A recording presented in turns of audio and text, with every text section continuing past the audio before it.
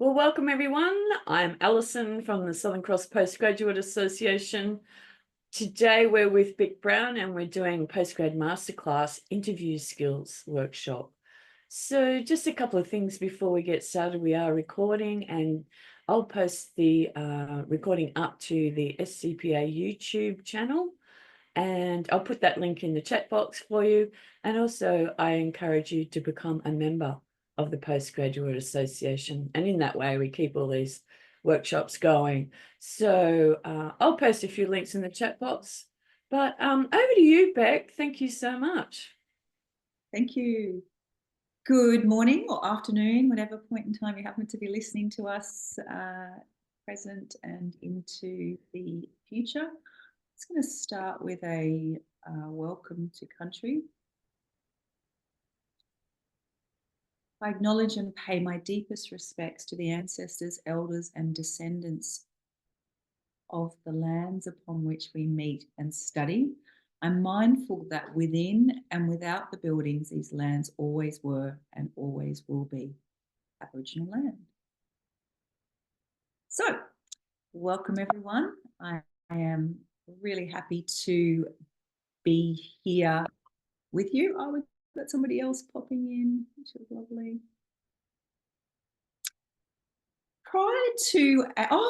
Katie.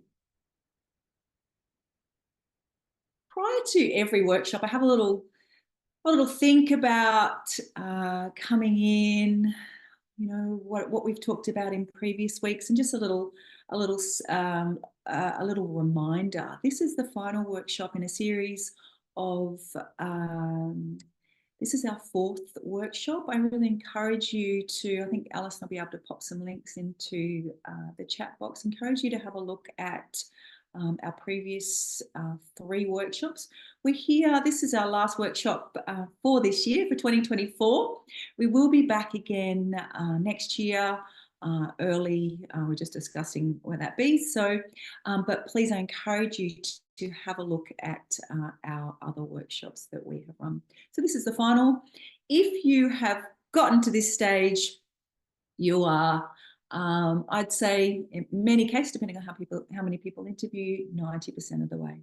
But as I'd started to say, you know, how I think, you know, think about the workshop ahead, and if I, you know, had to leave in a couple of minutes, what I would leave you with, and what would be the key take home.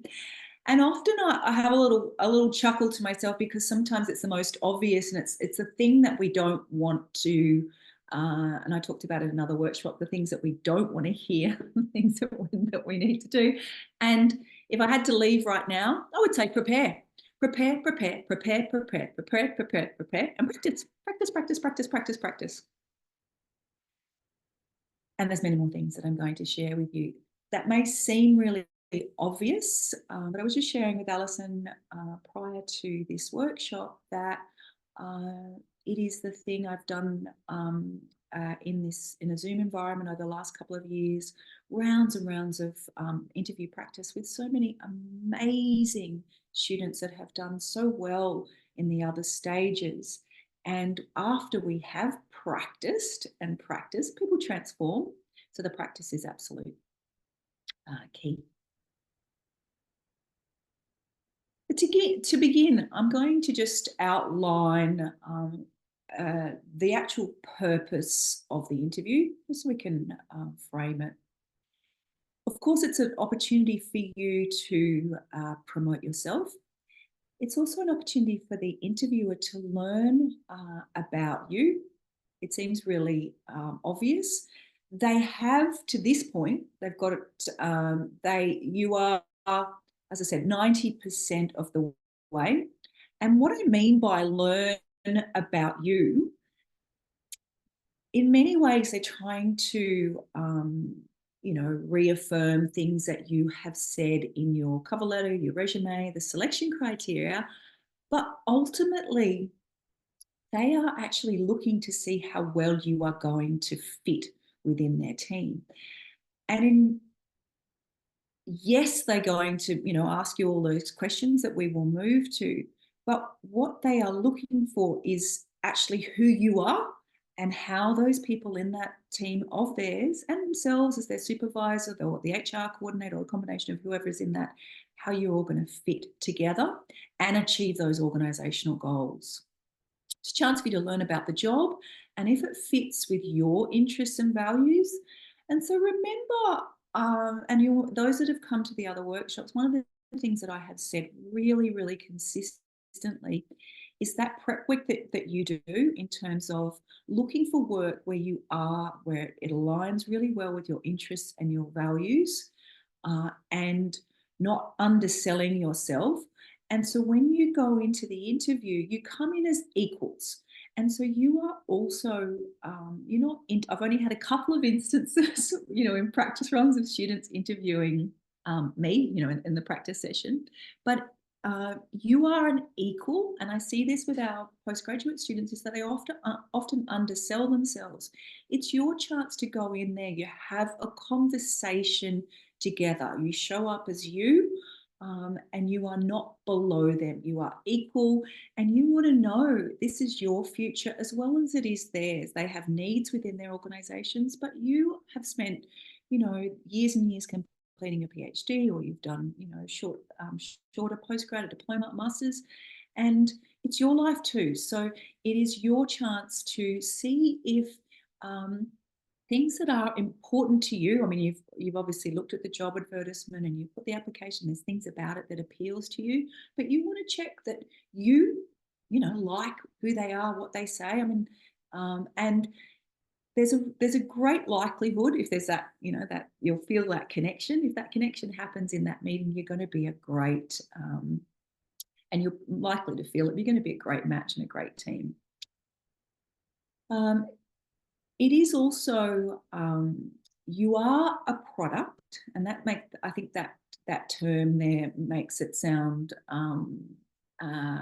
you are still competing. So you're telling them what makes you different, what makes you unique, and just as if you were selling, designer pottery, what makes you, why you're going to fit in their home and be a beautiful asset to their organisation. The employer, they do know that you can do the job, because in many cases, they wouldn't have got you here, but they just want to affirm that. They want to know, will you do the job? You've sold yourself, but will you be able to, will you show up with these motivations, with the right attitude, that you're going to satisfy their needs within the organisation. The can is the skills, knowledge, education, accomplishments, and they are reaffirming that. As I was sharing with somebody earlier this morning, a computer is likely, culled you, and then in many cases to get you to the next stage, then a human being has gone, oh yeah, tick, tick, tick, they sound amazing, we've got they sound like a great fit, skills, knowledge, education, those additional achievements, perhaps it's volunteering, memberships, organizational memberships, and then are you going to, and this is, I think, is the absolute key, is who you are in your working style and your personal attributes, your personality fitting with who they already have that's existing in the team. As I shared about, we had a workshop in the first of these series. If you and you may like to track back, I touched on each component of the application process, or the applying for a job process, and I went over it in a succinct version. Then we've had extended versions. One of the things that I have noticed is that in the last few years, maybe the last 4 or 5 years, things have, and of course COVID in there, I would say be prepared for absolutely anything in terms of where the interview in the process will occur. It used to be very traditional, cover letter, resume, and, selection criteria, and then, one interview, perhaps two, but I have heard unusual things. So, for example, and that this is sort of a segue to the different types of interviews. Just as an example, a academic that I heard recently, he was interviewing, or he was offered an interview with a university in Sydney, and he was told that he was being asked just to have a chat. He turned up and it was a full panel, which of course it should be, but in federal government, not-for-profit universities, defence, etc., it will and should always be a transparent process, and with a panel, etc. However, he was misled into thinking it was just going to be with perhaps one other person, and it was a proper panel interview, and he did give them some feedback. I can't remember whether he actually got the job or not, but what I would say is just be prepared for anything. It is likely, so if it's a federal government, state government, local government, not-for-profit, education, health, nursing, midwifery, associations, it is most likely there will be 2 or 3, so a couple of people or a panel of 3, as it is in the picture there. Many, I'd say probably 95% of interviews now are held online, but there have still been situations that I'm fully aware of where people do have those face-to-face interviews. It is likely to be held, but again, technology changes and things are moving really rapidly, as we all know in the work environment, and I may be saying something different in another 6 months, maybe even 3 months' time. If a new somebody will be competing with Zoom, no doubt, Meta, but it's likely to be held on some sort of online platform, and that might be Microsoft Teams, Zoom. Assessment centres are less common, however, they are and this may be relevant for anybody who's going to have a graduate going for a graduate position in some sort of internship or postgraduate program. They are usually held for really, really competitive roles, and it is usually a very lengthy process. And that's when there can be potentially 300 applications, and then the computer will cull it down, and then they'll get down to perhaps I don't know, somewhere between 10 or 15, or it might be 8 up to 15 candidates that they bring to an all-day assessment centre, where they get you to perform in different settings. So it may be in a group setting, it may be on that one day, or over a series of different activities and things, and they're testing your skills, your personality, your your level of motivation, etc., and they're observing you in different settings. The one tip that I would say, I won't spend a lot of time talking about assessment centres because they are for the small percentage of candidates, but what I will say, we ran a mock assessment centre for our engineering students at SCU Lismore campus a number of years ago. And what I would say, a couple of tips, if that does come up, I would say, and this applies to every process for all of you guys, read every single instruction that comes through. We found that we had our top engineering students that were applying for those assessment centres, and they weren't following the instructions. And so it was pretty easy to cull them out before we even got to the assessment centre session. And it's really hard because we have so much information coming in. So caution around that. And then my other strongest tip for if you do have the opportunity to go to any assessment or any on-site interview is just be aware that you are being interviewed potentially on the way there. So if you're in the car and you're stressed, just make sure you're not, or even driving into the car park. You may be driving behind it may not be the person that's going to be interviewing you, but it could be a key, this what we call decision influencer. So it could be somebody, you know, it might be the executive's assistant. So just be really mindful of all those interactions. If it's an assessment centre or any any interview, be early, always, always, always. And be prepared for anything. I personally had a situation. I got somebody to test all the equipment in Microsoft Teams. The camera all worked. It was a few years ago, and did all the legwork. And then 20 minutes later, I went into that Teams meeting, and the camera did not work at all. Didn't get the job. Got a kind runner-up. However, some things you can't prepare for, but I would say prepare, practice.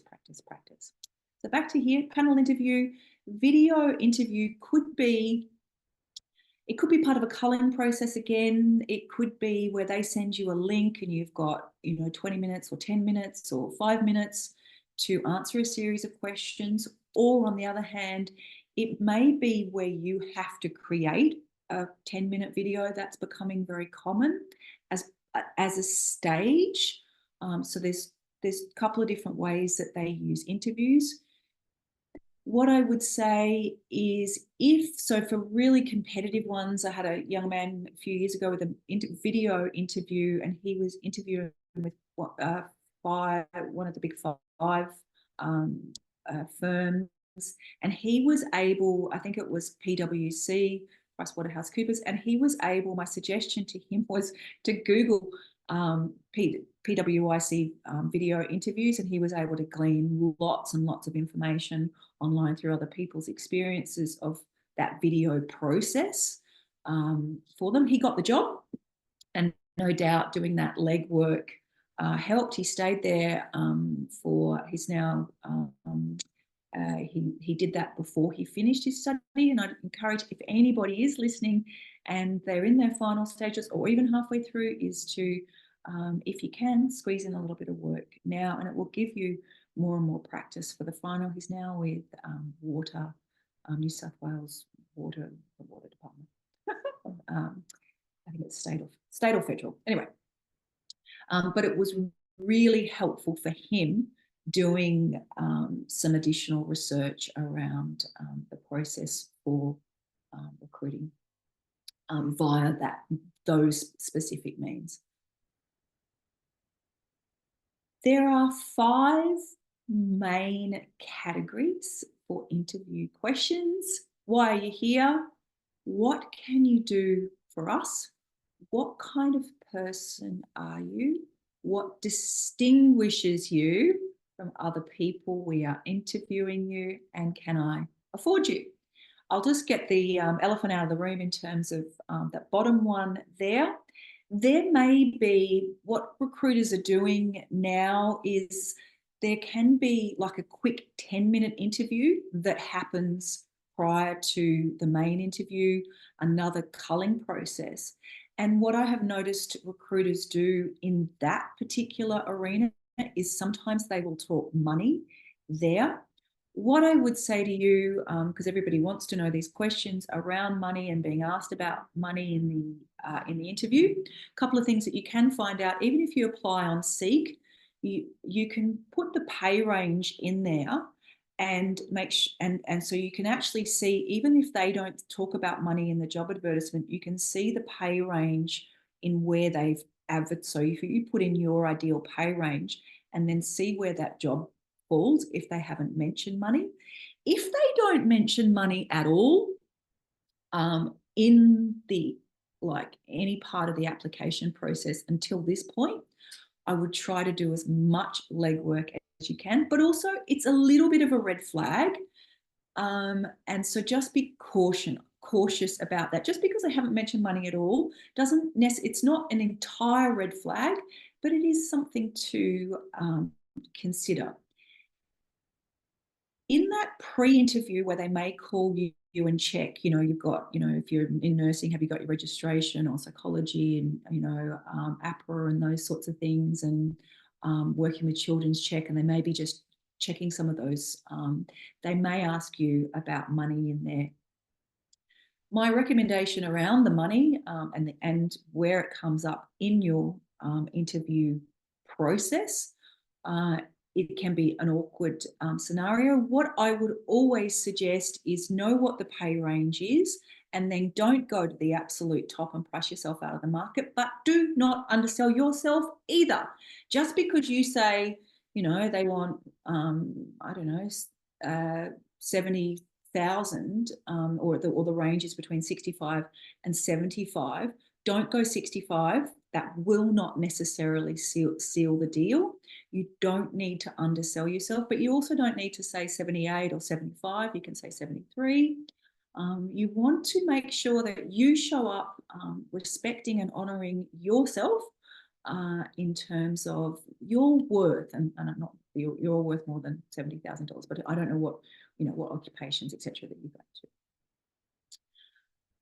Why are you here? And we'll move into some of these things. What I would say is the first couple of minutes, they're going to decide whether they like you or not, and whether they believe you. And that comes, those first few questions, and even and we'll get into this, is more important than even anything that happens after that. They're going to make a pretty quick decision immediately, but we'll get into these. Why are you here? And there's going to be all sorts of versions of that, and we can talk more about that. Oh, look what's at the top there. Not preparing. Prepare. And that means practice with your buddies. The SCU careers team, perhaps we'll have one of them here at the end of this session. I'll show you where you can get help for a couple of years. You can practice with myself. I'll pop my details in at the end here. We always offer sessions for a short period of time one-on-one with me, but the SCU careers team are here. You can practice with them. They also have some tools. Short and closed responses. Rarely do I see a situation where people go on and on and on and on. It's much more likely that people don't give a full response. Inappropriately dressed. The main thing that I see with that, both on LinkedIn in terms of the photograph and in terms of interview, is that I would just suggest for the interview process that you'd have covered arms for women, same for men. If you do have, piercing and tats and things, they will absolutely, that your personal is it's really important to be you. What I would just say is, for the purpose of the interview, err on the side of caution around, how you present. But I'm also really conscious of, you want to show up as you as well. So there's some nuance with that. For your communication skills will come through those practice. I think that word there, bad mouthing past employers, is probably too strong. Just be really mindful that in many cases, somebody that is interviewing you, there are particularly HR, particularly skilled interviewers. They're really highly attuned, and in an interview, anything negative shows up like a, I don't know how to explain it. So just be cautious. You can talk about challenges and difficulties, but fully own them. But be really cool. Make sure that you own it for yourself, rather than any sense that it may have been anything anybody else did. It's okay to talk about, things that happened. Make sure you focus on any learning. So as a result of that, I've learned this or this or that. Not following up. It's really common now, I've noticed, for people to follow up. Following up is an absolute solid recommendation, but we'll talk more about that later and how and what that can look like. I'm just going to move that away. All right.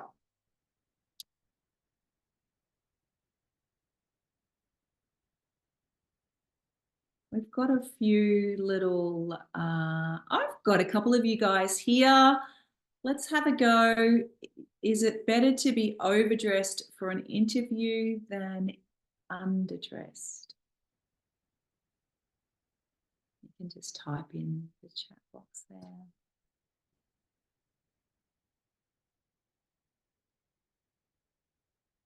Overdressed for sure. Yep, that's it.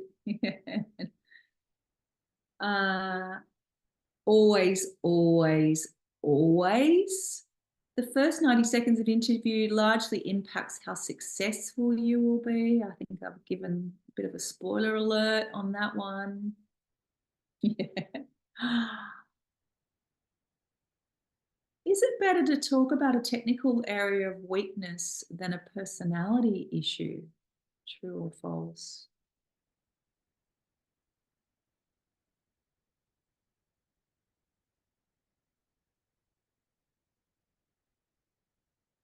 Oh, good guy.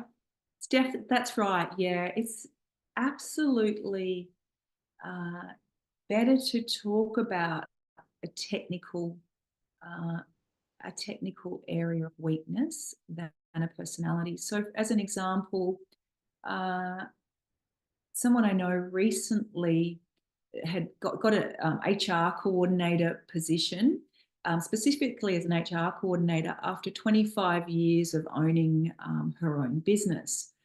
And so she had all the skills, she'd employed people, etc. Long story short, she's gotten on really well. She's a couple of weeks into the job, and her boss said to her, "You're really brave, coming in and finding an area of and coming back into the workforce in this setting." So she's in a RSL club and the lady, the person that I know said, a very funny person said, "I know nothing, don't you?" And the lady said to her, "Yes, but I knew you could do, like, I knew that, you had all," basically what she said was she knew she had all those other employability skills. And she said she employed her for her personality and for all those employability skills. And she said that the head of HR said she employed her because she said she knew she could teach this woman the technical skills, but she couldn't teach her those other employability skills. They come from lived experience and from, the strengths of getting through a PhD and postgraduate study and doing and balancing, life and children and families and moving and study and part-time work. They're the skills. So you're best to refer to any. There is so much employers can teach you. Some of it you have to learn, you'll learn in other ways. Is it better not to ask any questions at the end of the interview than asking one or two? Yes, best. Oh, yeah, so it's actually better to ask. Good try. It was better not. It's better to ask. Yes. Yeah, absolutely. And we'll talk about that's often when I ask questions in here. What are the questions? Students often have a lot of questions, but we're going to have plenty of time in here to talk about anything that's come up and your own experiences. I would say always. And I said the other day when I ran a shorter version and we include interviews, I would actually have about 3 or 4 up my sleeve, because what I have personally found is sometimes more often than expected is they end up answering some of those questions anyway. And so if you haven't got 3 or 4 and you want to ask 2, if they've already asked 2, and you can just have them on a piece of paper and just have them below your computer and ready, then it doesn't look like you had nothing to say when they say, oh, if you've got any questions, you go, oh, well, you've answered everything. So then if you've got, 3 or 4, I'd say 4, then you're fully covered. And also you can choose that. A couple of questions is fine. If you ask, more than 3, it could potentially be like you're interviewing them, which I've only seen in practicing. I've only actually seen that happen twice. And one of them, I think I've told the story before, was one of our law students, and he was amazing in that he really took that feedback on board, and he just went on to do brilliantly as a lawyer. Took the feedback really well because he interviewed me. But that means he's very good at what he does. Okay, is it asking? Oh, if offered a glass of water at the start, is it better to accept the offer than not?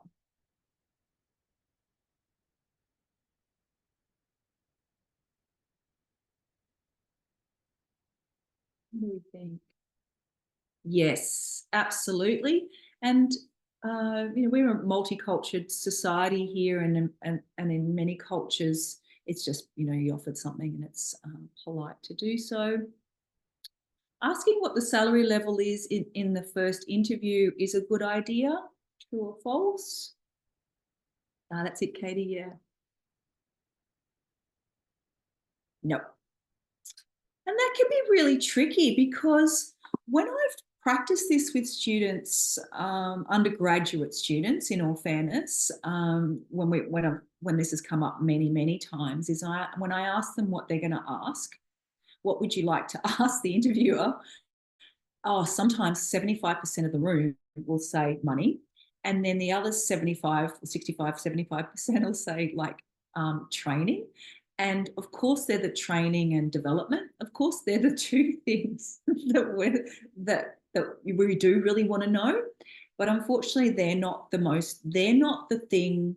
Of course, the money matters to the employer, of course, but they've already got that in their mind. And I think you are safe to follow their lead in the process where that comes up. And then you can decide, it's a negotiating table. So if you go too low, then they'll likely go below you, and then you won't end up getting to where you want. And the other one is training about, but we'll come back to that. I would not suggest to ask about training, even though we do want to know. I know it's gone slightly off topic there. Is it better to talk more about what I have done than what I have achieved?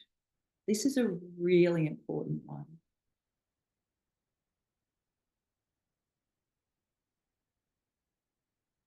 Is it better to talk more about what I have done than what I have achieved?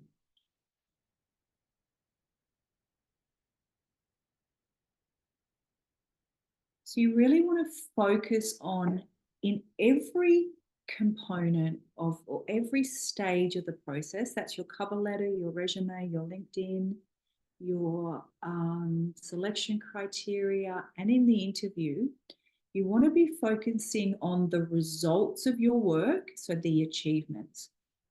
So that may be achievements from your volunteering, how you've learned and grown and developed relationships, and for our international students, improves your English and your motivation and your confidence, etc., etc.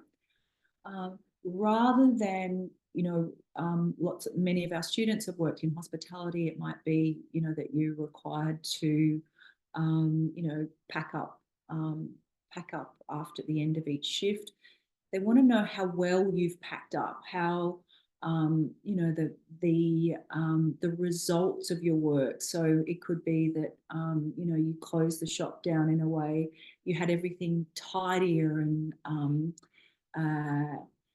better organized than anybody else, as an example. So you really want to focus on the results of your work rather than, or if you've been in hospitality, you want to reflect on how you built relationships with the customers, how they'd ask for, are you working today? Or that, they love the way you made and it can be somebody made somebody made a coffee the other day who's in the coffee business as opposed to some of the other places that I've got coffee, and it was just mind-blowingly fabulous.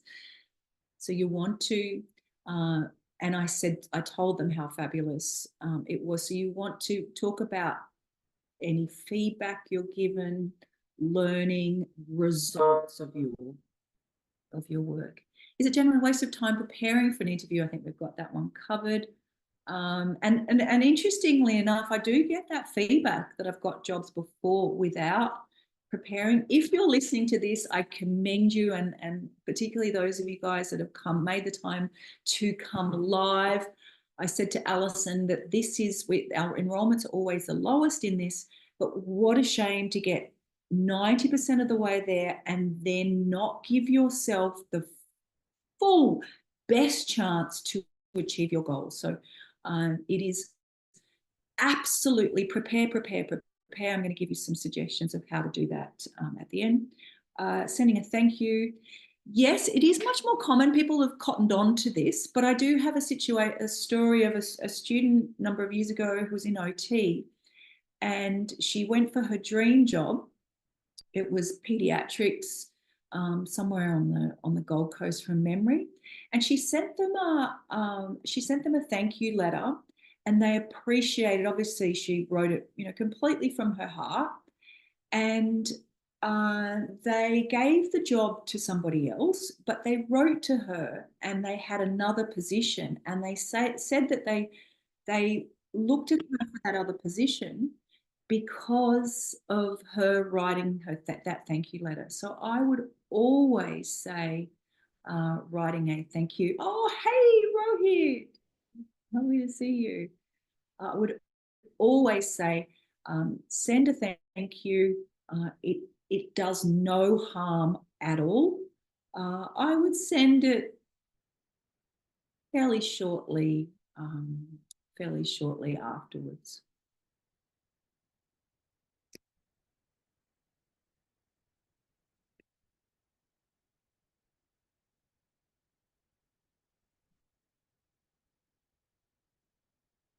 Oh. So you want to present your postgraduate traits: complex problem solving, applying logic, critical and creative thinking to tasks. Often, really, really, really often, probably more often than not, I see our postgraduate students undersell, because in many cases students have been studying, for so long, if doing a master's or a PhD. There is so much that you have learned. Really, the skill, and that's where you work with the SUU careers team or myself, is tying that learning, those employability skills, those postgraduate skills, you apply that to each question or selection criteria in the job, and then you remind them of that when you show up to the interview. And focusing on what we tend to do is we focus, we're worried about what we don't have, which is often proportionally, you may not have those specific, working in that setting with that software, etc. But you have 90, often in many cases, 80 or 90% of the transferable skills by way of everything that you have done in your voluntary life, in your other undergraduate study, your part-time job, your full-time job, parenting, aging parents, all different avenues of your life. Maybe you've done things with the soccer for your children or any other activities that they've done. You have got so much to offer, and the trick is really reminding them you've gotten this point, so you've convinced them 90% of the way. You want to remind them and show them your absolute enthusiasm by communicating that effectively and persuasively in that interview, both in the way that it's written, but also how you show up there. One of the things, and I've shared this before, while I think of effectively and that optimism and that enthusiasm, we had Feros Care come onto campus over a 2-year period, and they came and would talk to our students. And I asked them the question, when you interview people, what is it that makes you, what is it? And 2 different staff members said the same thing. And it took me some reflection and then some more reflection, and then to find that that was absolute gold what they said. And then they gave me an example, was enthusiasm. And so since that time, which was a few years ago now, one of the things that I always say to people is enthusiasm. And I was like, the first time the person from Feros Care said it to me, I was like, oh yeah, isn't that obvious? No, because we're trying to be perfect in there. We're trying to say all the right things and not show enthusiasm. And so what they told me that happened was that they gave an example the next time they came in, and they told me that they had chosen a new grad over somebody who had much more experience, because that new grad just wanted it much, much, much more. And so it can be a situation where, and it's not to say if you've got plenty of experience, then that means you're not going to get the job either. It's not, sort of one or the other. But it's the point is that enthusiasm, forgetting to show them how much you want it while you're too busy trying to sort of answer and be perfect, rather than to make a connection and have them know you. They get to see you for who you are and how you're going to show up for work. So I would put that up there as my top if I were to sort of scoot back to the beginning of the workshop. Practice, practice, practice, practice, but show up authentically. Show up as you, being your absolute best. And then if you're not a fit, then you know that you're not a fit, in that if you have shown up with your big warm smile and your enthusiasm and given it your best, then just move on, because it means that, for whatever reason, you're not, it's not a match. Because then if they get to see you, then it's like, well, that's not who they're not looking for you. That, because if you show up as fully as you and they say no, you can go hand on heart, gave it my best, off we go. All right, top skills sort. Number 1 there, communication. Number 2, motivation, commitment. And you guys will be able to show commitment because finishing your study, whether it's 4 units, whether it's 6, whether it's a master's, a PhD, it requires a massive amount of commitment. You can do that. Critical reasoning. We got critical reasoning, and critical reasoning twice there was very important.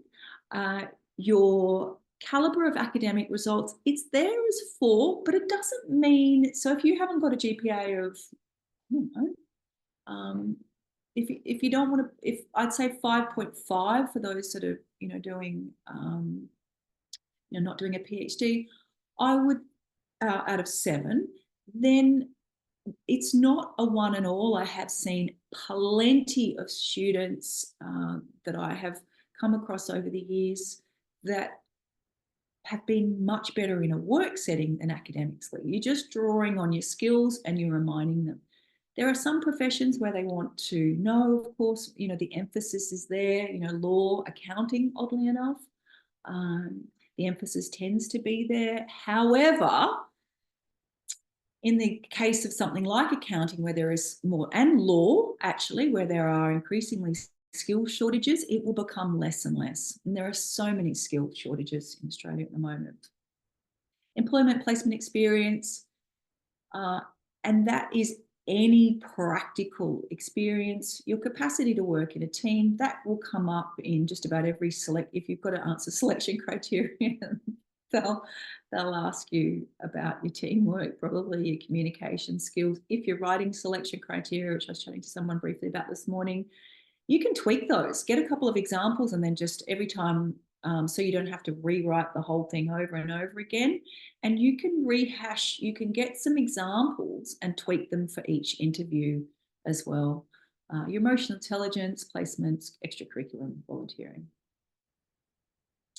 Punctuality, presentation, professionalism, preparedness, knowing about the company. Super duper duper duper duper important. But if I go back to the beginning, of our series of workshops, one of the things that I spent quite a lot of time, probably half an hour in our very first workshop, is talking about who we are, knowing who we are, and then the organisation. And I would encourage you, again, do not undersell yourself. You don't need to go and apply for every organisation under the sun, and and find you're not getting. Spend some time whenever I would say sooner rather than later, get onto things like ethicaljobs.com. You can do a nice little exploration on there as just one way. Learn about them, follow them on LinkedIn, follow them on other socials, but go for organizations that you genuinely want to work for, and understand your why. Why is it that you want to work for them? Is it, is it the work, is it how their corporate social responsibility? Is it their work in, other forms of work in communities? Is it a particular project that they're working on? If you approach it from the place of why you really want, then you'll find that it will flow, and there'll be a really nice, the process will be more enjoyable, I think, too. Project a positive attitude, enthusiasm, positive close. When you are, when that screen or that doorway opens up and you go in there, you want to show that light and your enthusiasm, and then remembering your facial expressions, as remembering to smile as you go through and you remain professional, and you talk about why you want to work for them, which will no doubt at some point come up. And then at the end, even if you feel like sometimes you're like, oh, that didn't go so well, just remember to just keep going. And it's okay to make mistakes in an interview as well. And it's okay to say, can I have a minute? They will respect you more, and it shows more confidence to say, can I have a minute? Or, oh, that's a great question, I wasn't expecting that. And to to take the time that you need, and then when you finish, to remember to show that, even if inside you're dying, but you won't be dying, that positivity, that enthusiasm, and thank everybody in the room. So sometimes they can have somebody in there, they might have a trainee that's observing, and they'll ask you, is it okay for so-and-so to sit in there? Even thank them, even though you can't see them. Thanks, Sue. Thank everybody. There might be one dominant, person sort of managing the process. Thank everybody in that room as you go out, whether it's face to face or in that line. One of the things that I've heard a couple of times recently, and it's really powerful, is the first time I heard it was in the context of, so in the first, it was just about, when we're in online meetings, it wasn't necessarily associated with interview, but it was about connecting with people online. And they said that one of the first things to do, aside from showing, is to show our hands. And they talk about the steeple, and you guys probably can't. I can't see myself now. Steeple shows confidence. I'm personally not a big fan. It looks a little, but I absolutely, and there's been some studies done on people, people showing their hands, and the purpose for showing our hands in an online setting is we are wired as human beings, we're wired to feel safe. And when we feel vulnerable and to feel that sense of safety and trust comes by being able to show our hands. And I guess from, primal, you know, we're primal beings. And so I thought that was a really, and I heard it again, and then I heard it again. But I heard it in the second time I heard it was in the context of the most powerful hand gesture is the steeple. I even saw the researcher then later on, or actually it was the interviewer of the researcher doing the steeple. But that's just a personal thing. But studies have shown showing the hands. Good posture. And along with the posture, I'm going to, and I have had people practice this, and just recently, actually, the lady that got the HR coordinator job,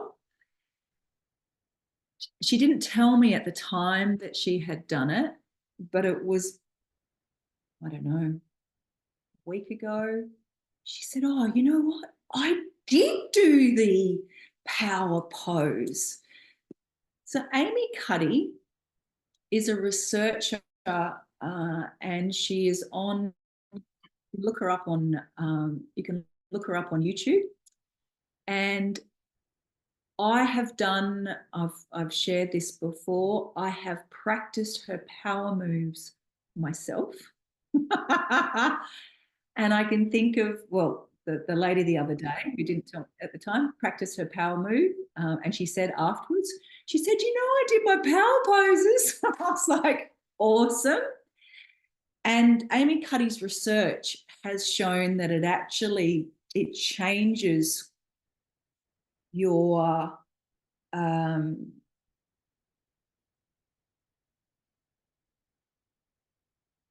was going to say aura, but it changes how you show up, essentially. There's a science to it. And it demonstrates greater confidence. And the person that I can remember that practiced it other than the lady the other day is that I ran into her. She was going for a job in real estate. She was a barista. And I said, give this a go. She did.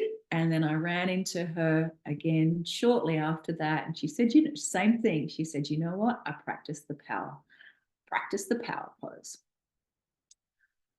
Either way, sitting, what we do, and I've even seen myself do it, is that when we're excited or nervous, we can do all sorts of different things. So you want to ideally have your feet placed, both feet on the floor, legs together, and then just shoulders back, sitting right back in your chair. If you have the opportunity, again, I heard some really interesting science around handshaking. I heard this one even more recently, and how there is actually something really powerful physiologically in the actual handshake itself. So if there's an opportunity, of course, if we're not in another COVID type situation, always shake hands. Use the person's name. One of the things, and we were talking about this in one of these workshops, what you say before the interview starts can be more powerful than what you actually say. You can win that interview.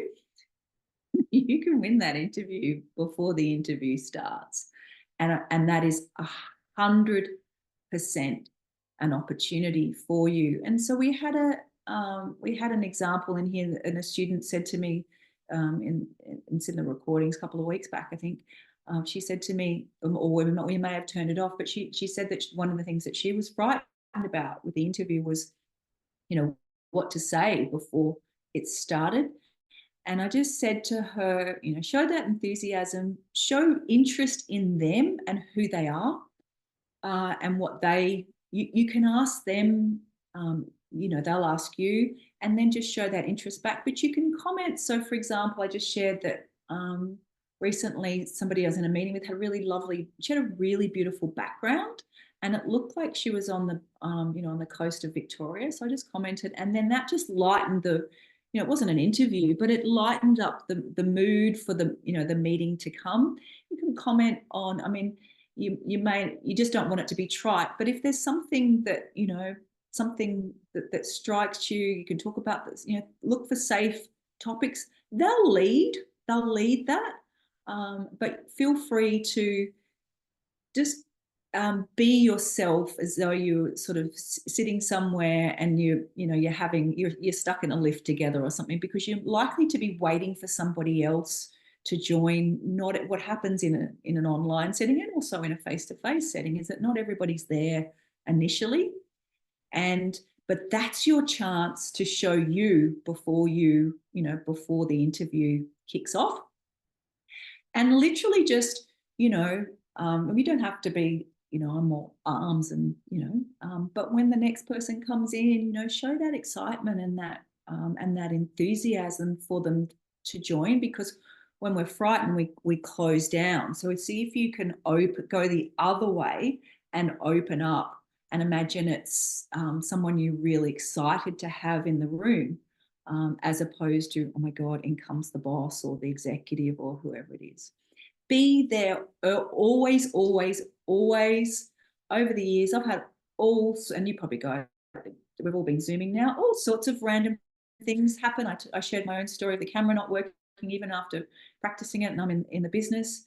And they were quite amazing in that situation. I even explained that I'd been in there and had tested it, and we all laughed, and I didn't get the job, but there's some things you can't account for. But if you give it, so prior preparation prevents a poor performance. So if you can do everything that you can do beforehand, it will help you to the best of the capacity. There will always be situations like, well, not always, there will sometimes, I should say, sometimes be situations where you've done all your prep work and then you're just going to, it's an event, you're going to have to just roll with it. Rather than and we've got this here, but different people have different ways of preparing. You can do visualizations. One of the things that has been really, really powerful for me that I practiced once was going in and remembering that this is probably the one thing that I've ever done that I found the most helpful of all, was remembering. I actually thought of Nicole Kidman, not because I'm like a huge Nicole Kidman fan, but I went into the toilets before, and I remembered that Nicole Kidman fails in front of millions of people. And what I love and admire about her is that she just gets back up there again and she has another crack at it. And very successful people have a very high tolerance for failure. Politicians, actors, musicians, they're comfortable with failing. They're comfortable with making mistakes. And I'm finding and learning that personally, that if we make a mistake and we learn from it, fabulous. And so if you think that you're only going to, if it all goes wrong, you're actually only going to embarrass yourself maximum in front of a couple of people, as opposed to, or think about your favorite movie star or performer who's had a bad day on stage. And I tell you what, they've all had a bad day on stage at some point, and they embarrass themselves way bigger than we're ever going to embarrass. Well, yet, I should say, none of us. We could all be going on stages soon. All right, big stages. Offers of order accept. I'll just do some general tips and then we might take a break, and then I'll wrap it up with plenty of time because you guys are all here, and then we can see, just share your experiences, things I may haven't covered. So I'll just finish this slide and then we'll take a really short break. Don't go away between the breaks, because we'll come back and we'll wrap it all up. And one of the things I want to talk about a little more is that beginning, not just the small talk. Okay, but just to wrap up this section, research the employer, their values, any recent articles. What I would say with your research is I would stalk them. That's such stalky word, research them on LinkedIn. What can be really helpful is to get a visual of their face. So try to find, once they send through the names, it can be really, it gives you a window into the face that's going to turn up when they come into the interview. It sort of softens, you're sort of like, oh, aha, there you are. As opposed to, oh, I wasn't expecting you to look like that or be like that, or your facial, it just gives you an insight. And not that you can tell, you know, people often look different, but it can help soften that arrival of those people coming in. I would definitely you can put your privacy settings on, and it doesn't matter if they see you, because it actually shows that you're doing your homework. Have a look at where they've been, get a feel for those, if you can, everybody that's going to be interviewing you, so that you can, yeah, just have that preparation. Remember their names, thank them with names as they go out, check out the location. I think we've covered that. Interview the, super duper duper duper duper duper duper duper important is the lighting. And speaking of lighting, the light's gone down in here. You want to make sure, I have seen situations where many times is that there is more times, probably 50% of the time students do practice interviews and they record themselves, or we practice. There's always a bit of a fan in the background, or the side of a picture, or a corridor, or even this bit here. You might notice that your eye goes on there. Speaking of, say as I say, do as I do, don't do as I do. And so check, and then head, shoulders, but clear light background, lighting. Avoid any too many patterns, too many distractions. It's nice to have all your book, that's all fine, having books and pictures and things behind, but get somebody else to have a look, if like, because have a look if that looks appropriate for the setting.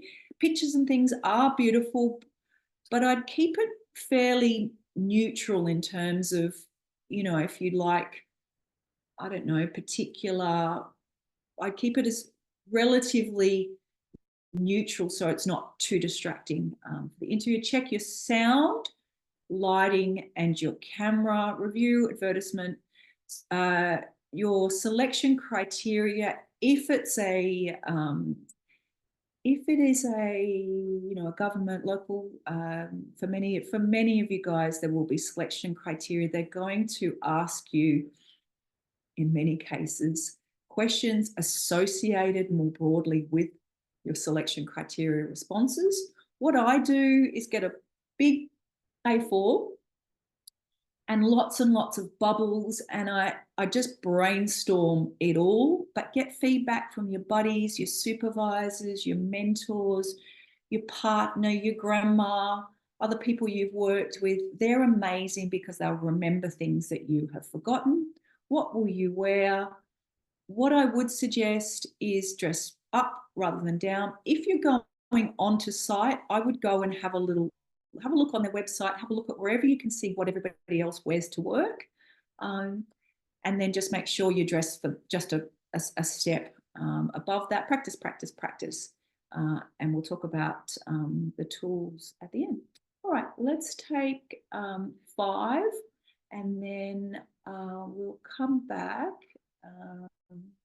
and we'll carry on, and we'll take some questions, because I'd love to hear your experiences, and then anything else that I've missed, or things that really cause you challenges, anxiety, things that you're worried about. All right, so I'll see you guys in 5.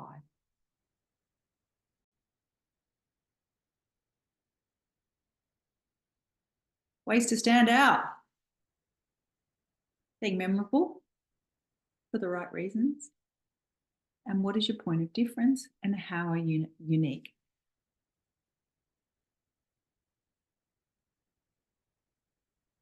My strongest suggestion, and even with this lady here, to me really just symbolizes that authenticity and being you.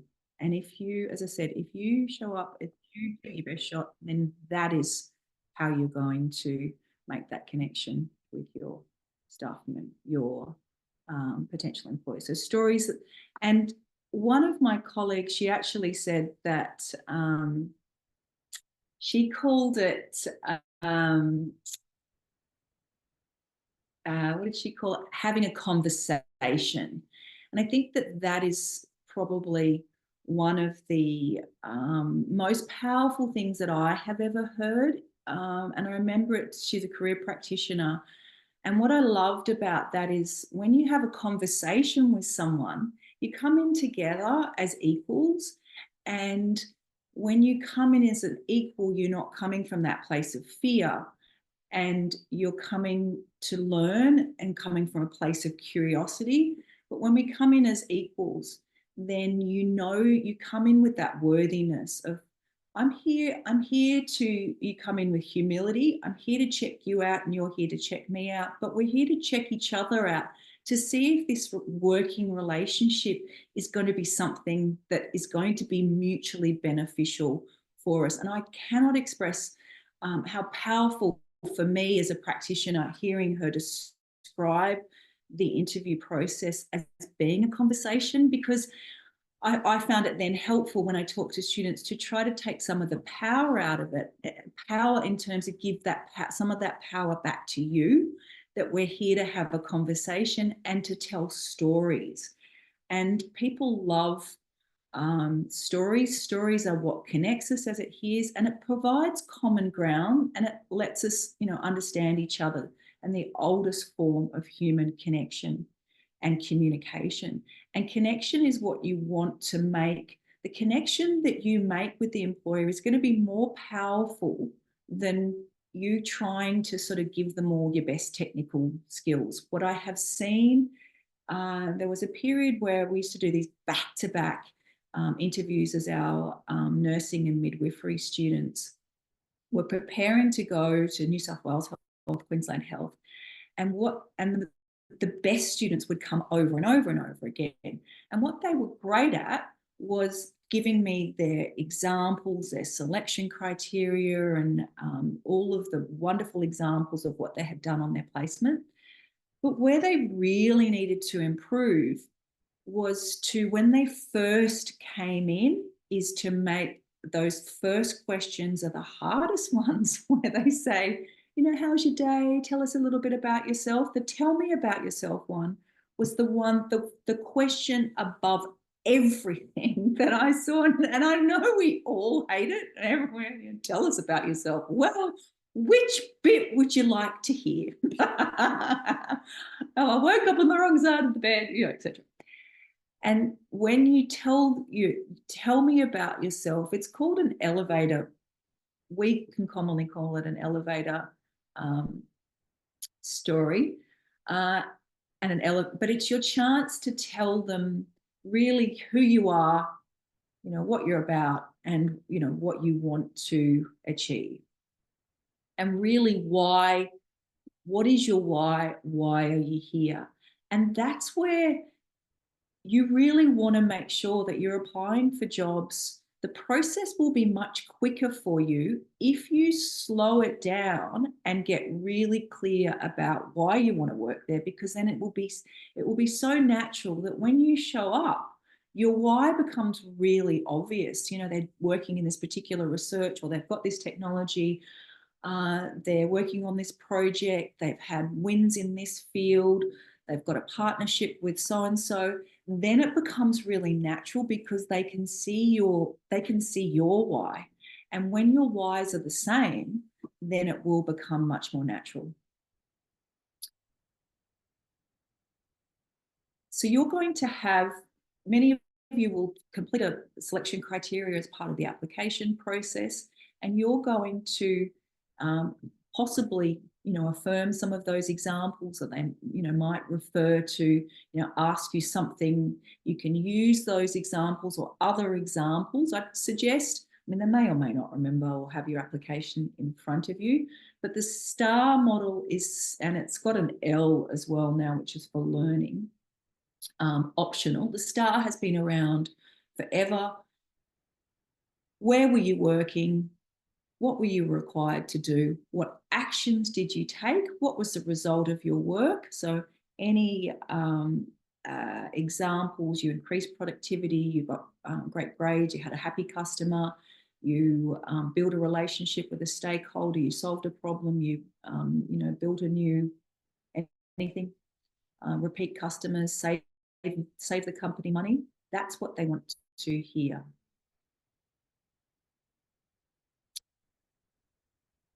So they're going to ask you things like, tell me about yourself. What are your most relevant skills, strengths, experiences? Why do you want to work for us? Often really common. Sometimes I had a question once where they said, it was pretty classic. It was at the end. But it reminded me about the strengths one.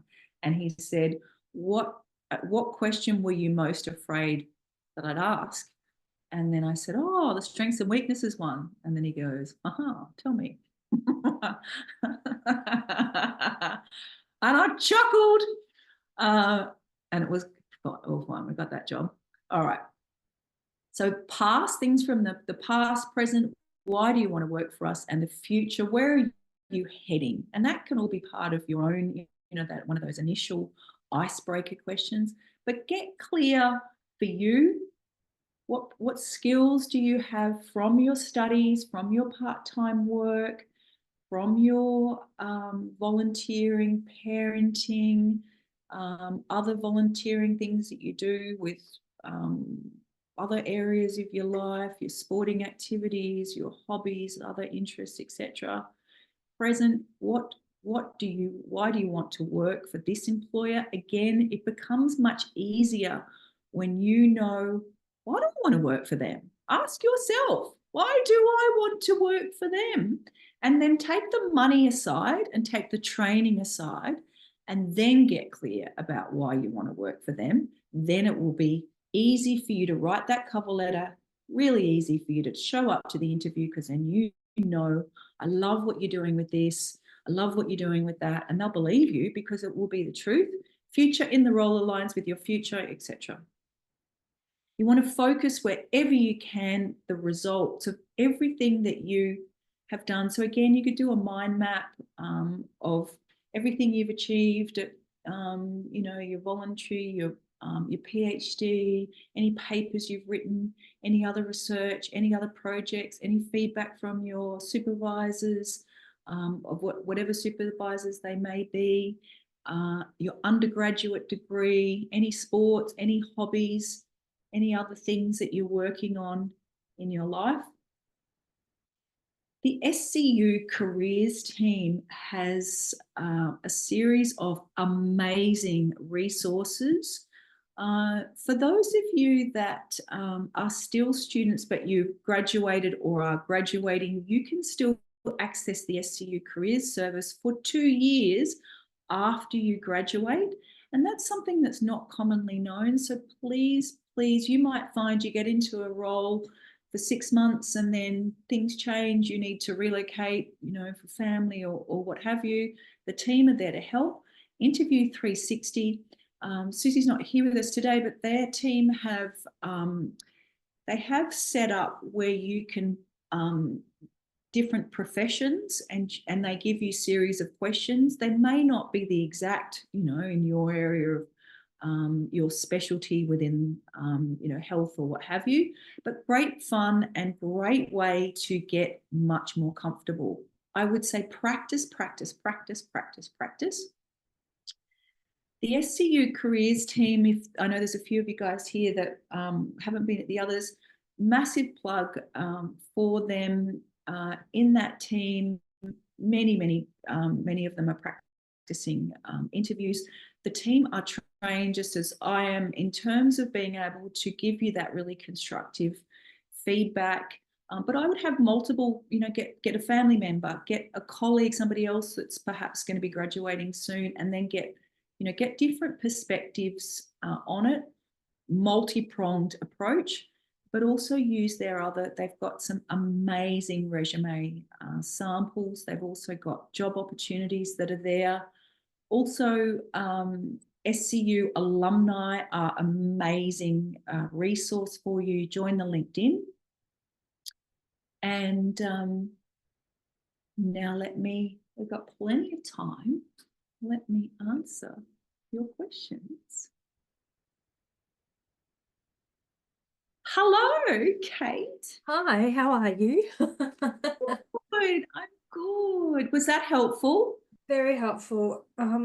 One of the questions that I have, and one of the things I've noticed in the last job application that I did, which was fairly recently, still waiting to hear if there's an interview involved in this or not. Okay.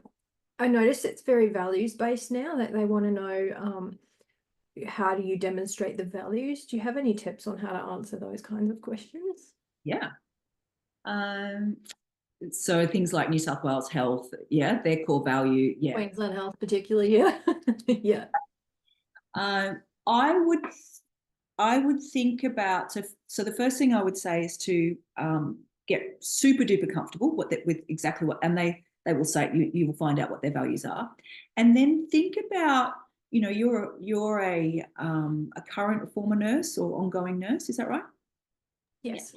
So then think about, so perhaps it's, I don't know, what is it, person-centered care, just as an example. I can't remember what their values are. It's been a few years since I've worked. And then really genuinely think about times where you've had just as an example, like a vulnerable patient, and you have put them at the center of what you do. Does that make sense? Yeah. And then everything that you have done around that, has reflected that. Does that make sense? Yeah. And so you take each of the values that they have, and you can do it in a couple, but they want to see it demonstrated in the examples that you use. So I would go over, so maybe they've got five of their core values, and then go through so if there's a selection criteria, then go through, so communication, what have I done, how have I communicated person-centered care, just an example, through my communication. So the style, so it might be the tone, the language that you have used, demonstrating empathy, compassion, as an example of, and you've done that by, speaking more slowly, carefully, clearly, using a reassuring tone. So does that make sense? Yeah. So okay. take that and then you put it into, and you can also, it doesn't have to just be, they're very focused on, or from my memory, it's been a few years, but very focused on, in the scenarios in your placement or previous roles, and you would know. But it also, when we think about standing out and being unique, also think about how you demonstrate those other values, because you want it. They don't want to just see that just in this situation, this is who you are, but then I was going to say like a swear word, that you're not a kind person. Yeah. Do you know what I mean? In another situation that you can't, they want to see that who you show up as is that person. Does that, So you can also take those values and be really sure that in everything else that those other examples that you use in your part-time work or your study, it might be commitment to long-term goals or the vision or whatever. You can demonstrate that by you're demonstrating it now, just as, the little bit that I know about you, by going back and studying more. Yeah. That says it all. Yeah. So you can take those values, apply them to stars, star situation. So situation, task, action, specifically when you've been doing anything at work, but also to who you are in your other aspects of your life. Okay. Yeah. Is that clear? Yeah, it makes sense. Yeah. So kind of, applying it more widely almost than just the situation. It's just a life thing, how you demonstrate the values in general in your life, I guess. Yeah, and I think that then builds more authenticity as well. Yeah. Oh, this is a no-brainer. Yeah. rather than them having to go, well, she answered that perfectly. Because otherwise, you know, because we can learn how to say the right thing, can't we? You know Yeah. what I mean? But being able to show those other, and employers are reflecting to us more and more that they want people that are multidimensional rather than just, you know, super duper academics that perform, you know, they can build a particular machine, but then they can't actually think outside of that or be a human being, and they can't work well in a team. Yeah, all those other aspects. So they're increasingly valuing more and more the diversity of the candidates and the diversity of their lives, and how that brings value to the organizations. Interesting. Yeah.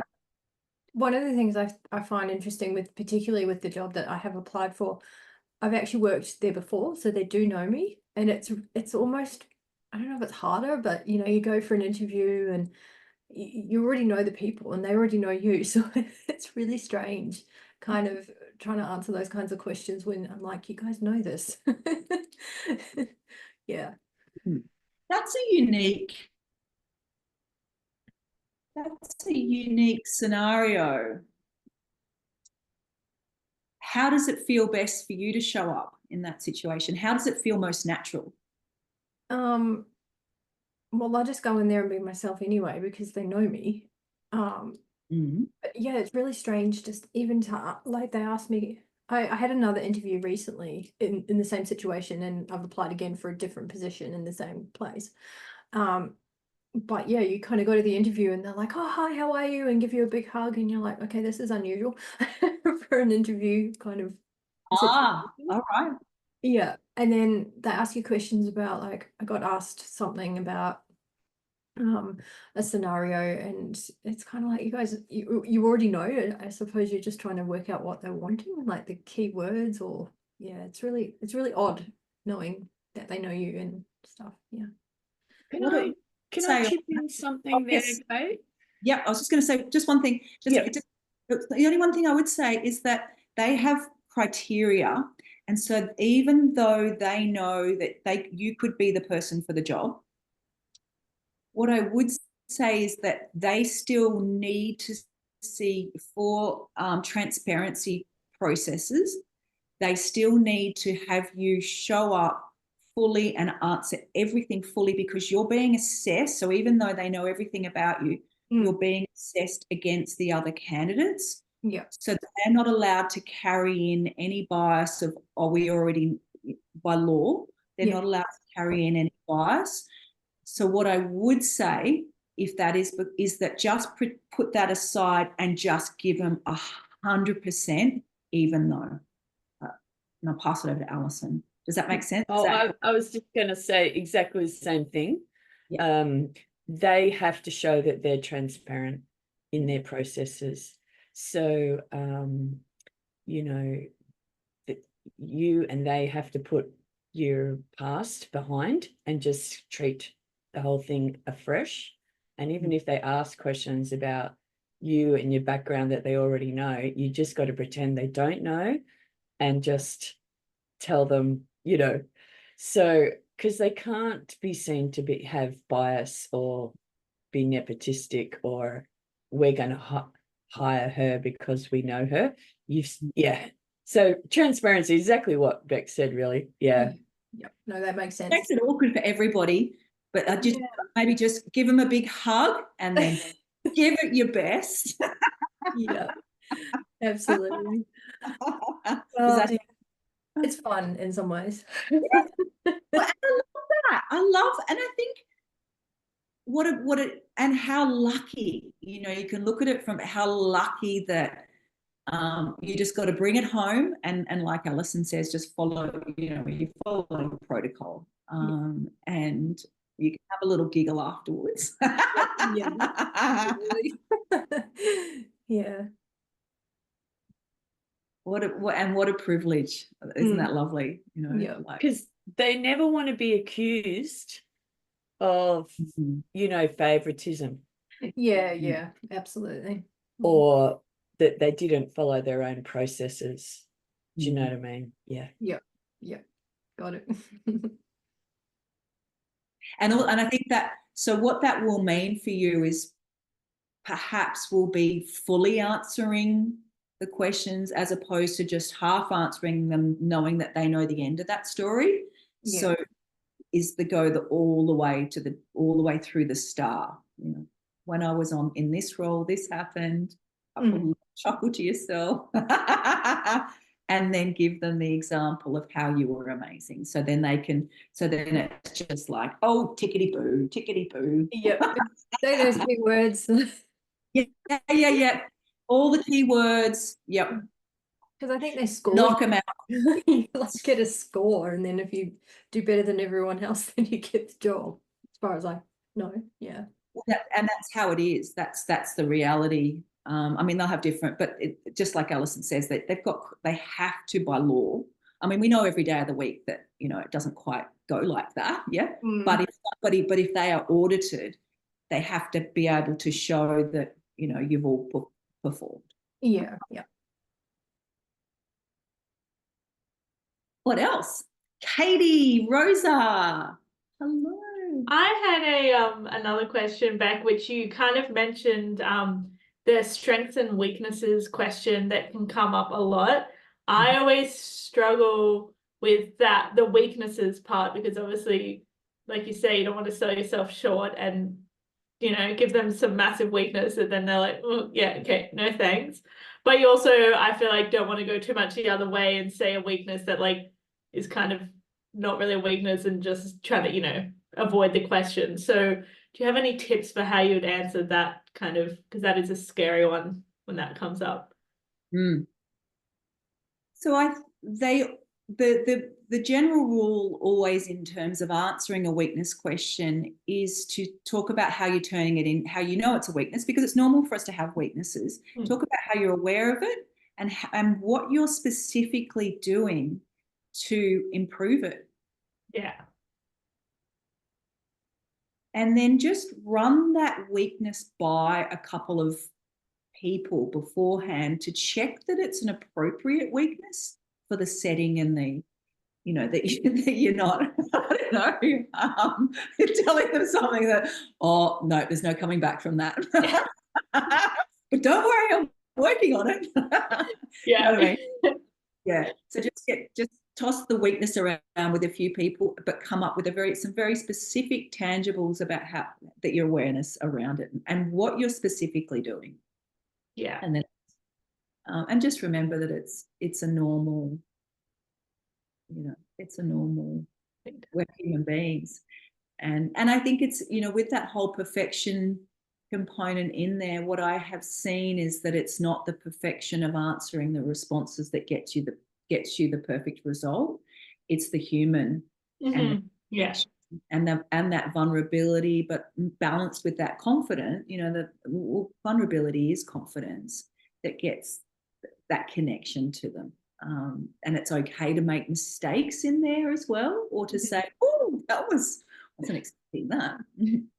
Yeah, perfect. Thank you. Does that help? Yeah, definitely. I think especially that whole, it's like that whole going back to being prepared, like talking about it with people, so that when it comes up, you don't say something and then you go, oh, like you said, oh no, I shouldn't have.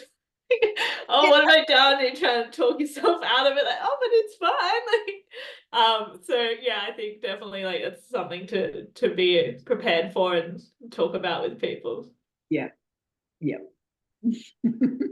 That's right. I guess you've got to show that you're addressing that weakness, that you're overcoming it somehow with extra training or I don't know. You know.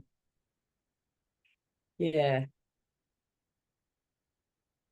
I had another I had another quick one if that's right. Also with questions, what about when you get one of those, like, I feel like it doesn't happen as much, but those odd questions where they say, like, my friend was telling me she had someone say, what type of fruit would you be if you were a fruit in a government job? So, which is also what I'm going for, so now I'm scared that someone's gonna ask me. So yeah, what do you do when it's kind of one of those out of the box odd ones that don't seem to have anything to do with the job? Yeah, all I would say is own it, go with it, and perhaps it's designed to be a curveball, and you're just going to have to go with it. I don't know if Alison, because you can't. I guess the point is you can't prepare for the unprepared if it is like a really random. And just go with your honest, like what your gut is, or if your gut you can't get a sense for your gut, just ask for a sec and just say, "Oh, can I have a moment?" Yeah, and it's okay to slow it down and to say, "I just need a minute." And it's okay to say, well, that was unexpected and out of the box, just like you said, you know. So I wasn't actually prepared for that, but give me a minute, I'll, I'll call my friend. I think that's the hard thing, is kind of getting comfortable in that silence that you might have to think. I think especially in interviews, you're kind of obviously anxious, and any kind of long silence, you're like, oh, I've got to quickly say something to fill it. But I guess with questions like that, it's good to just be comfortable to like, give me a second, just have a bit of silence to think about fruits. Yeah, and it will show more confidence. It can potentially show much more confidence than kind of go, and then you're like, oh, what just happened? Yeah. Thank you. That's great. Great questions. Hello, Rosa. Do you have any questions? just listening, just catching up. You didn't came in late, I think, Rosa. Hey. Oh, Rosa. Hey, sorry. Yeah. It's all good. Glad you made it. Yeah, absolutely. I was going to say, no problem, no pressure, no problem. Oh, it's all recorded. Yeah, I'll send out the recording. I was going to say, with an interview, I think I had 4 on the panel and 1 observer. Yeah, so just even that was a lot. And was it on Zoom? Yes. Yeah. So I was outnumbered. Absolutely. But you got the job. Was it this I did. one? I did. Yeah. But, I had 4 people throwing stuff. They were well practiced. They obviously worked out beforehand who was going to ask what. Yeah, and they threw a few curveballs in, and I don't know. And Alison, thank you for sharing. Would you mind sharing with us, what do you think contributed to you getting that position with getting, what were the contributing factors just with the interview? Do you think what went well? Obviously something. I really don't know, because 10 minutes before the interview, they emailed me 10 questions. So of course, it's all about the selection criteria and everything that they already had. But they wanted to see how I responded in the moment and on the fly. So there was no time to think about how to answer those questions, because they only came in by email 10 minutes before. So having them printed out and some scribbled a few things down, it was no help. But that's what they were trying to do. They were trying to kind of, how do you respond in the moment and on the fly? Because I think so they're assessing, how do you manage stress? How do you manage things that come out of the blue? Very well. So, I think once I got through the interview and came out of it, I couldn't remember any of it. So I was just totally like flew out of my body, if you know what I mean, something, from the stress. And I just babbled as best I could. So like when you ask me, it's like, well, obviously what's interesting is I was very stressed and anxious inside and just answered the best I could. But people don't see the amount of stress you're under. If you know what I mean, like you might be anxious and stressed and nervous, but often it doesn't show. Like you're a mess inside, but often it doesn't actually show. That's an interesting thing, you know. I think I was very anxious, but I don't think it showed. And that's, yeah, so that's something that's come up before, I think, is people don't actually see how much stress and anxiety you're experiencing inside. Yeah. So when you say what worked, I couldn't tell you. I just must have managed okay. Yeah, but that's interesting. But it's thank you so much for sharing, because I just sort of put you on, and I've just put you on the spot there with that question, and you did it really well. And so that also is obviously one of your gifts. And To think on your feet was what they were doing to me. Yeah. and to be honest, I've never heard. That's the first time I've ever heard of what they did to you as part of, you know, when I wanted early on with the slides, I said be prepared for anything. And every time I talk to people in different settings, I hear something I've never heard before. You know, like the guy who, you know, who went and was told it was a chat in academia, and it was Yeah, that's a bit naughty. I think it was really naughty. You Yeah. know, I think So, someone has a right to know. Yeah. and he was really upset about it. But I guess the point is we need to be prepared for anything, don't we? And you just told me for in a university is the first time I have heard that for a university. It's professional role in a university. I haven't heard that. I haven't heard that. I've heard that they give you, because I mean, weren't you fortunate that you happened to be checking your emails 10 minutes? Otherwise, you would have had 2 minutes or 1 minute, like depending on when you looked at that. Yeah, I got a phone. Sorry, to be clear, I got a phone call. Oh, okay. And they saying, said, here's, you know, 15 minutes before, like, check your emails. We're going to be asking you this question. It's like, what? Thank you so much for sharing that, because I mean, It's a bit naughty, but I mean, they wanted to see how I managed, and I must have managed okay. Yeah. Without a doubt. In front of 4 of them. Whoa! And the weird thing about the work is actually it's all about planning and strategic planning ahead. And so there's really, in the actual work, there's not a lot of, you know, spontaneous managing competing priorities, but you know what I mean? Anyway, that's my insight, is like, I don't think it's really had a lot to do with the actual type of work. You know, like, you know, some jobs are that really fast split-second decisions all the time.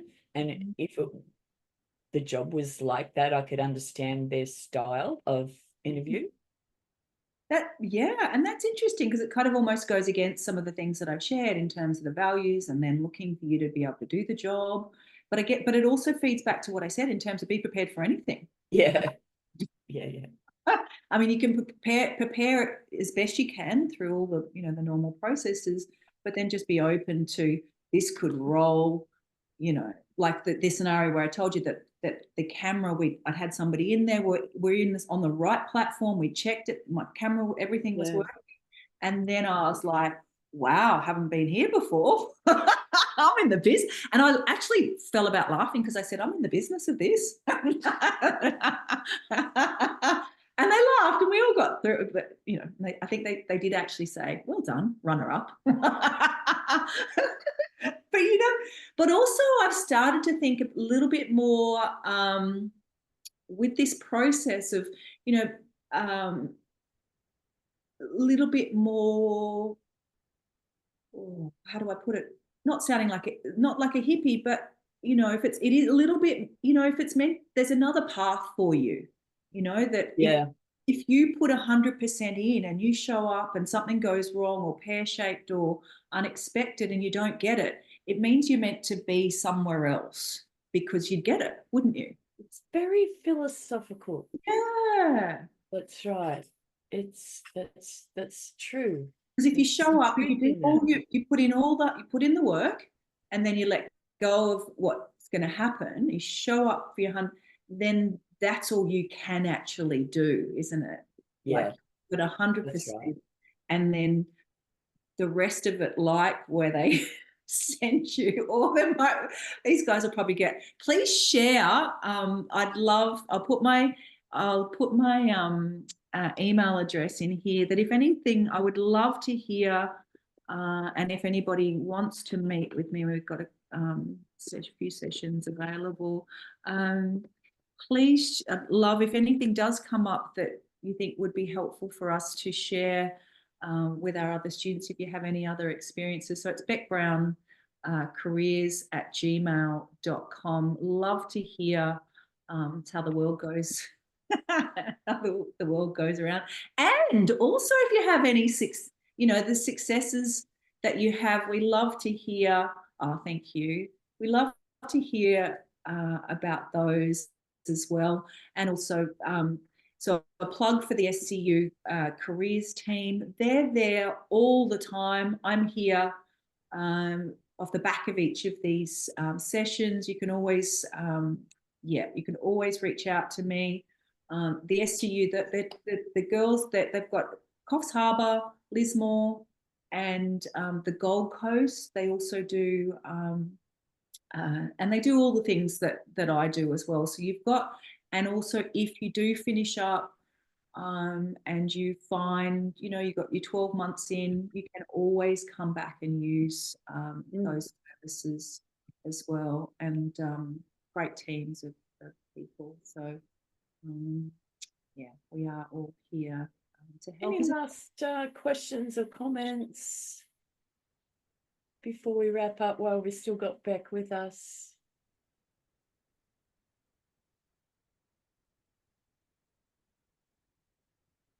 Well, that's good. That's reassuring. And I know that both Katie and Kate are both in the process of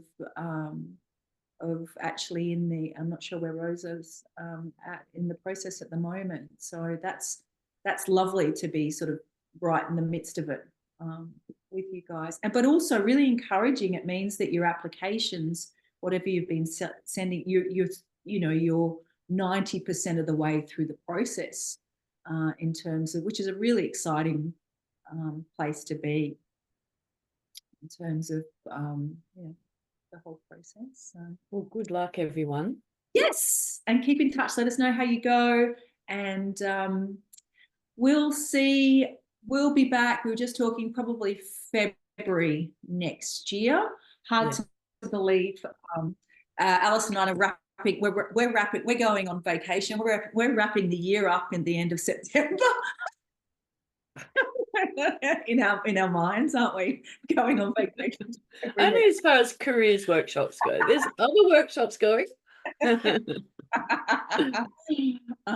anyway, reach out if you need anything. And thank you so much for taking the time. If you're at home, and those of you guys that turned up live, I'm really happy to have fun with you guys. All right. Thank you. Thank Thanks, you, Beck. Thank you. Beck. That was really good. Thank you, Beck. That was great. Thank you, Katie. Oh, lovely to see you again. Lovely to see you too. Thank you, guys. All right. See you guys. Thank you, Alison. Okay. Bye. Bye.